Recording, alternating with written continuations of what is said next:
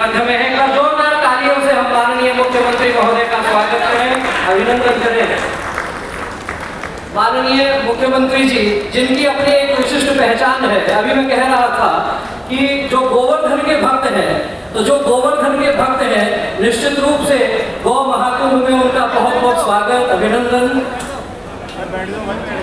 माननीय मुख्यमंत्री जी हमारे मध्य में है। आज गौ महाकुंभ के तृतीय दिवस का यह एक विशेष सत्र, जिसमें हमें राजस्थान के यशस्वी मुख्यमंत्री माननीय भजनलाल जी शर्मा का सानिध्य मिलने वाला है। मैं माननीय मुख्यमंत्री जी से तथा मंचासीन अतिथियों से आग्रह करूंगा कि दीप प्रज्वलन के माध्यम से इस सत्र का विधिवत रूप से हम प्रारंभ करें। दीप प्रज्वलन हमारी सनातन परंपरा, प्रकाश के पूजक, ज्ञान में रत रहने वाले देश जिसका नाम भारत होता है, वो भारत इसीलिए होता है कि भा यानी ज्ञान और रत यानी जो उसमें लगा रहता है। या कुंदे तुषारहार ध्वजा, या शुभ्र वस्त्रावृता, या वीणा वरदंड मंडितकरा, या श्वेत पद्मासना, या ब्रह्माष्टशंकर प्रभृति विदेवै सदा वंदिता, साहा विपाक सरस्वती भगवती निःशेष जाड्यापहा। बोलिए गौ माता की, गौ माता की। भारत अपने आप में विशिष्ट देश इसीलिए होता है क्योंकि हमने यहाँ प्रकृति को पूजा है। हमने धरती को माँ कहा, हमने प्रकृति को माँ कहा, हमने गौ को माँ कहा। और वास्तव में देखा जाए तो ये कोई अलग अलग नहीं, अपितु समानार्थक ही है। गौ की सेवा स्वयं प्रभु भी करके कहलाए गोपाल। इस देश में भगवान स्वयं नारायण श्री कृष्ण के रूप में जब आते हैं तो गोचारण करते हैं। और आप अपने मानस पटल पर उस चित्र का दर्शन कर सकते हैं कि छोटे से बाल कृष्ण गौ माता के पीछे पीछे चलते हैं और गौ माता की चरण धूलि उनके मस्तक का अभिषेक करती है। हम लोग बहुत सौभाग्यशाली लोग हैं कि हमारा भारत में जन्म हुआ है। निश्चित रूप से इस गौ महाकुंभ के आयोजकों का ये प्रयास बहुत अभिनंदनीय है। माननीय मुख्यमंत्री जी का हमें यहाँ सानिध्य मिल रहा है।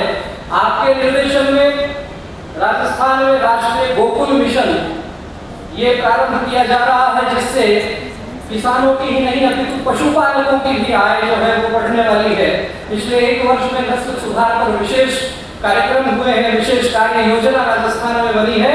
और साथ ही साथ यदि देश की बात करें तो माननीय प्रधानमंत्री नरेंद्र मोदी जी के नेतृत्व में पिछले 10 वर्षों में आपको आनंद आएगा ये जानकारी सुनकर कि देश में दुग्ध उत्पादन जो है वो 63.5% बढ़ा है।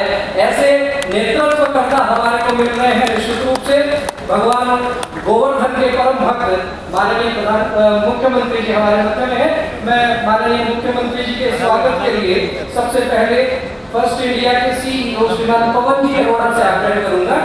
श्रीमान Pawan ji Arora, CEO First India News channel, आप मंच पर पधारें और माननीय मुख्यमंत्री श्रीमान भजनलाल जी शर्मा का स्वागत करें, सत्कार करें, अभिनंदन करें। एक बार जोरदार करतल ध्वनि से हम भी माननीय मुख्यमंत्री जी का स्वागत करें। स्वागत के क्रम को आगे बढ़ाते हुए अब मैं इस गौ महाकुंभ की जो टीम है उससे भी आग्रह करूंगा कि आप भी मंच पर पधार के माननीय मुख्यमंत्री जी का स्वागत करें। डॉक्टर लाल सिंह जी चेयरमैन गौ महाकुंभ, श्रीमान संजय जी, श्रीमान युद्धवीर सिंह जी, श्रीमान मनीष जी जैन, वीरेंद्र जी शर्मा, डॉक्टर अशोक जी, गोविंद जी, मनोज जी बलबदा, श्री गजेंद्र जी।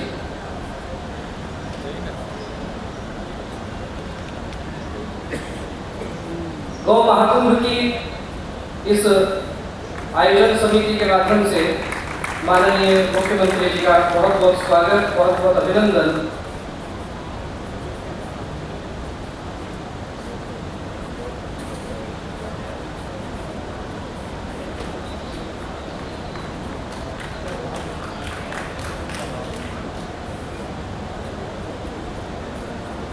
अब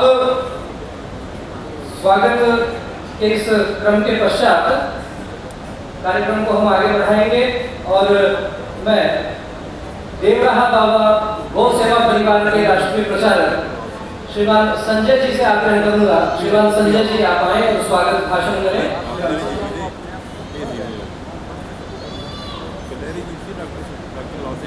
सर्वप्रथम आज का जो दिन गौ महाकुंभ 2025 देवरा बाबा गौ सेवा परिवार के नेतृत्व में राजस्थान के यशस्वी मुख्यमंत्री श्रीमान भजनलाल जी शर्मा को आज आशीर्वाद मिला है, तो ये जो गौ महाकुंभ का यज्ञ है वो आज पूर्ण हुआ है।